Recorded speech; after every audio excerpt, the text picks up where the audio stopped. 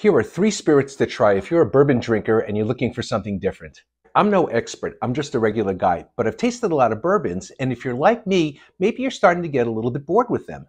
So here's 3 things to try that are different, but they're not crazy different. The first are American single malts, and there's a lot to choose from, but something like this Westward American single malt is something that is different from bourbon, but again, it's not so different that it would be completely unfamiliar. It's made with 100% malted barley, and it's got this rich, fruity flavor that I think is really delicious. But if you hear the word single malt and you're thinking it's going to be this big, smoky scotch, it's not. It's got that richness, but because it's not peated, it's not going to have that smoky aftertaste. I happen to really like this Westward, but there are some other great options from Stranahan's, as well as the Virginia Distilling Company and their Courage and Conviction line.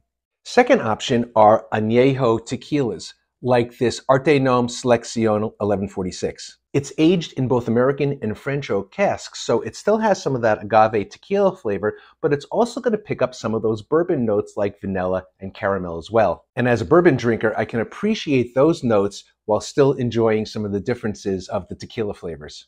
Third option are cognacs. This happens to be an Armagnac, which is a type of cognac. This is made from distilled wine, but then it's aged in oak barrels for 25 years. So again, it's going to pick up some of those familiar barrel notes. It's not really sweet, but it's rich and it's smooth, and I happen to think it's delicious. I think all 3 of these are really good, and they're different, but they're not so different that they'll allow you to step out of your comfort zone with a high degree of comfort.